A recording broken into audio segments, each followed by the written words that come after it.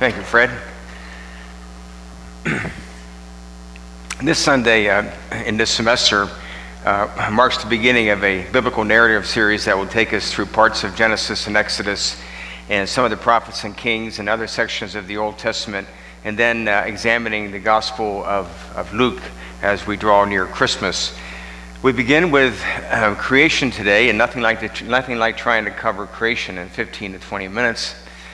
The story of creation, although, is a story of one good thing after another.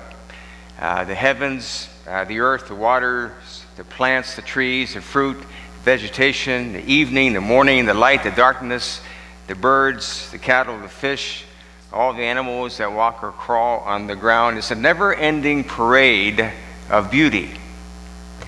Now, we know the expanse and the breadth of creation is beyond our understanding, but it is within our appreciation.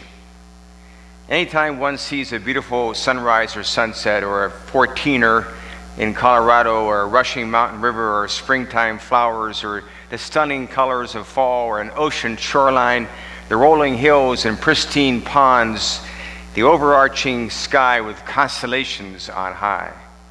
Creation seems to be like an eternal, sparkling fountain.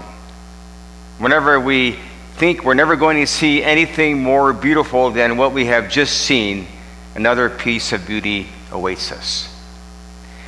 And God saw that it was good. Out of nothing comes something. Out of nothing rises up the beginnings of the universe and the beginnings of God's relationship to all He created. And in the middle of this marvelous creation comes man and woman. Then the Lord formed a man from the dust of the ground and breathed into his nostrils the breath of life, and man became a living being. Then later in Genesis 2, the scriptures tell us, then the Lord made a woman from the rib of the man, and he brought her to the man. Now, God's intent for man and woman, was to enjoy the fruits of God's creation, to bask in the sunshine, to fish in the sea and rivers, to walk along the shorelines, to take that beautiful fall-colored tour in New England, to take a train ride through the Canadian Rockies, to travel abroad and experience different people and different cultures, to ski the mountains, to climb the 14ers, to bike and run along beautiful trails, to hike the Appalachian trails of the world, to take care of and to preserve and to respect creation, and to love one another as Christ has loved us, and to do justice, and to love mercy, and to love kindness, and to walk humbly with our Lord, as the prophet Micah said. Now, the psalmist in Psalm 8 speaks of man's special place in creation.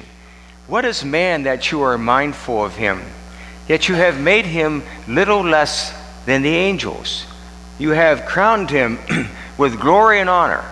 You have given him dominion over the works of thy hands. You have placed all things under his feet, the beasts in the field, the birds in the air, the fish in the sea, all things that travel along the paths of the sea.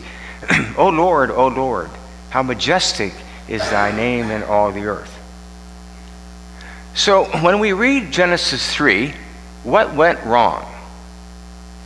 Now we can parse and dissect this chapter night and day, but it all comes down to this. Man, and when I say man, I'm also including woman. Man has lost sight of the universe's pecking order. That everything begins with God, and man was next in line, not the other way around. When God told Adam and Eve that they could have anything they wanted in the Garden of Eden except to eat from the tree of the knowledge of good and evil, that's all it took for the couple to go the opposite direction. It's kind of like when a parent tells his child or her child, thou shalt not eat from the plate of chocolate chip cookies because they are reserved for our guests tonight. What is a child to do? To eat from the plate of cookies when no one else is looking. Remember the old story of the little boy who and his sister, they walk into the kitchen and they see a bowl of apples on a counter with a note from their mother which read, Take only one. God's watching. At the opposite end of the counter was a plate of chocolate chip cookies, to which your brother said to his sister, take as many as you want. God's watching the apples. But the key verse in Genesis 3, for our purposes this morning, is verse 5. The serpent tells Eve, for God knows when you eat from it, this it being the tree of the knowledge of good and evil, you will be like God. You will know good from evil. In other words, imagine yourself, the serpent was saying, imagine yourself on a level playing field with God, or even on a higher level than God. So marked the disruption of what was intended to be a harmonious relationship between man and God. The rise of creation, the fall of man. The tree of the knowledge of good and evil signified that God was the one who made the rules. He was the one that determined right from wrong. He was the one that distinguished between good and evil. God established the moral code and the rules of the universe. But Adam and Eve is the story of man's desire to do his own thing, to march to the beat of his own drum, to ignore the cadence of creation, and to manipulate creation to his own benefit and usefulness. So when we consider the history of man's relationship with his Creator, it is a relationship that has fallen, and it has risen over the centuries. You know, it's humbling to consider the failures of man over the history of humanity. At the same time, it's uplifting to consider the successes and the magnanimity of man over that same period. On the failure side of the ledger, the exploitation of human beings for personal gain manifested in the enslavement of people throughout the centuries in ancient civilizations and recent Western civilizations, and as recently as in our own country in the 18th and the 19th centuries. The amount of poverty over the centuries where people have died, as we know, from hunger and disease, millions of people. The overrunning of other nations in the grab for power and expanse, resulting in war after war, resulting in the loss of hundreds of millions of lives. When one considers a World War I or a World War II, the death and the destruction are beyond imagination. When one considers the tragedy and the indefinable horror of the Holocaust, one realizes the depth to which man can fall and the total separation from the beauty and serenity of the garden in Genesis that can occur.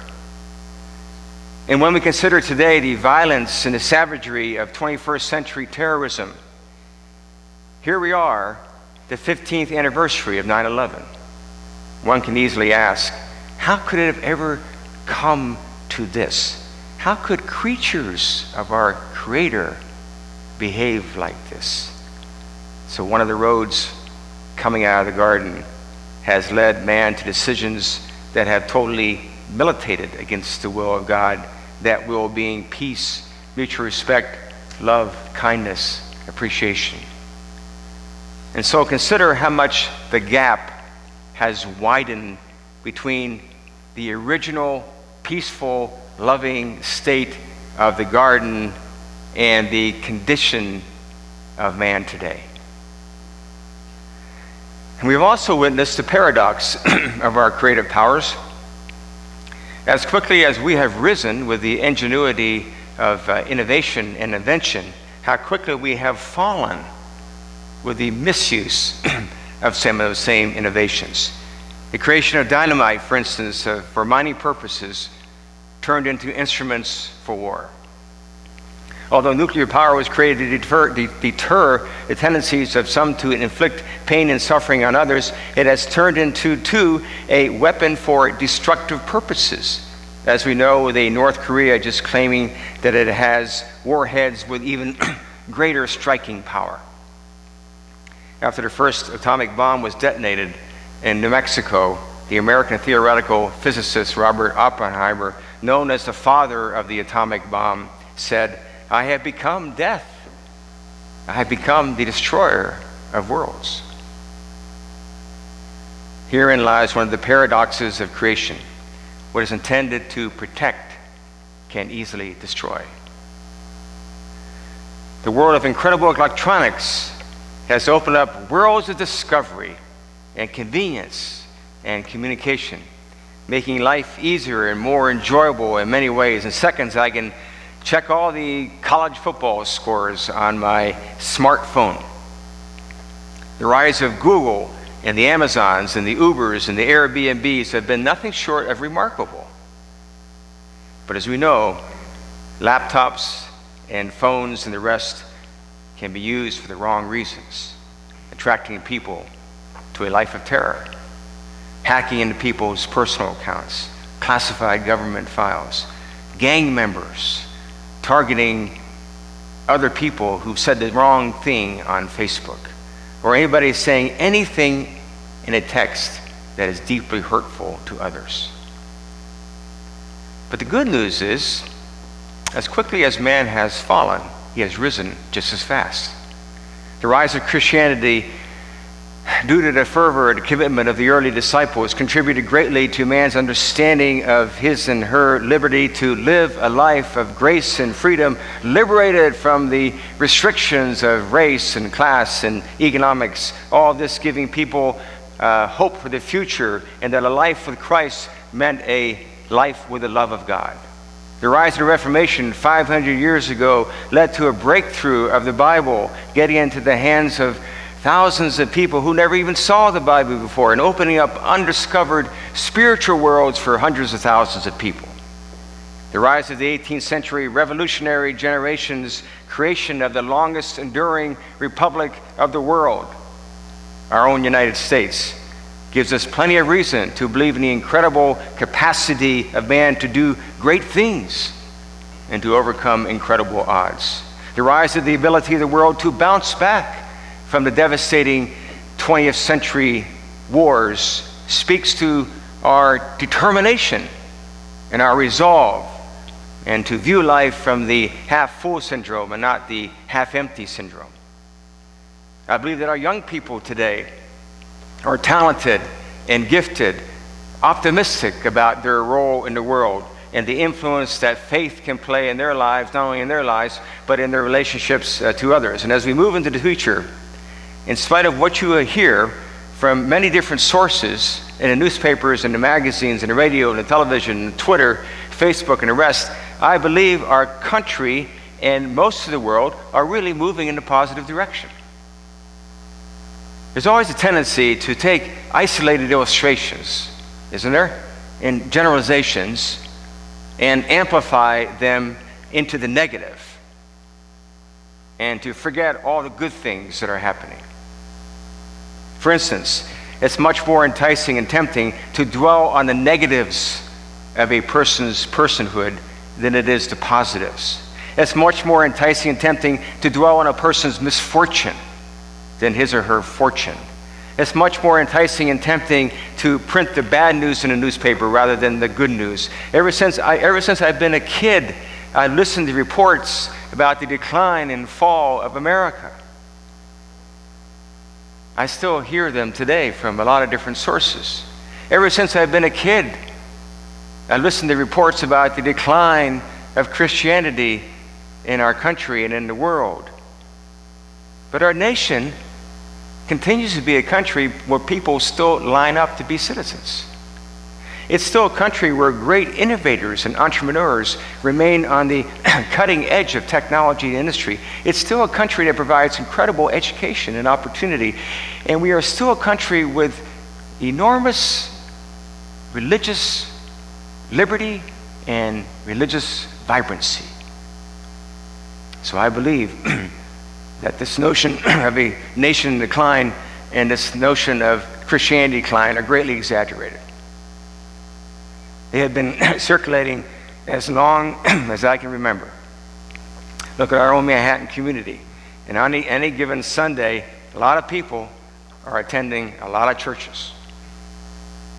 Yes, we in the rest of the world have fallen in many ways, and we have strayed from the principles and the values of the garden, and we have often put our will in front of God's will, but there still remains a lot of evidence of ways in which we are heading in the right direction, moving closer to the garden rather than further away.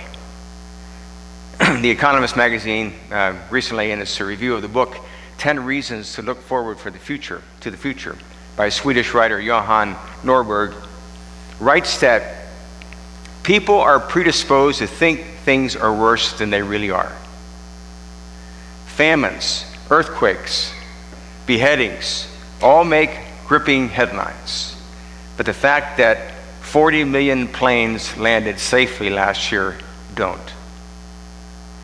And what the author also points out is, according to the magazine, that in 1820, 94% of humanity subsisted on $2 a day in modern money. 94%. Today, it's less than 10%. According to the author, not only have people grown much more prosperous, they enjoy better health. The spread of basic technology has created clean water and indoor plumbing for people who never had it. 68% of the world has modern sanitation compared to 24% in 1980. Americans' IQs have risen 18% higher than 15 years ago. I'm not sure if mine has risen, but I know a lot of people have. And despite all the headlines, the world is growing safer too. Globally, wars are smaller and they're less frequent than they were a generation ago. But there is still work to be done to move us closer, move us back in the direction of the garden. The Luke passage read by Robin this morning includes part of the Lord's Prayer. Lead us not into temptation. The temptation to do the wrong things instead of the temptation to do the right things. The wrong things, of course, move us further away from the garden. The right things edge us closer. And what gets us closer is becoming like Christ. I received a letter from a sister, one of our members who passed away last year. In it she said that her sister's church and her sister's Lord were the rocks of her foundation. And the last sentence of this woman's letter said, I pray that I will be more like her. Then a visitor greeted me at the door a few Sundays ago, and we talked briefly about prayer. And she said the most important thing that she has ever prayed for and that she continues to pray for is not for herself, but she prays for the likeness of Christ. Isn't this what we want for us and for everybody? To become more like Christ. And when we do this, the road back to the garden becomes that much shorter.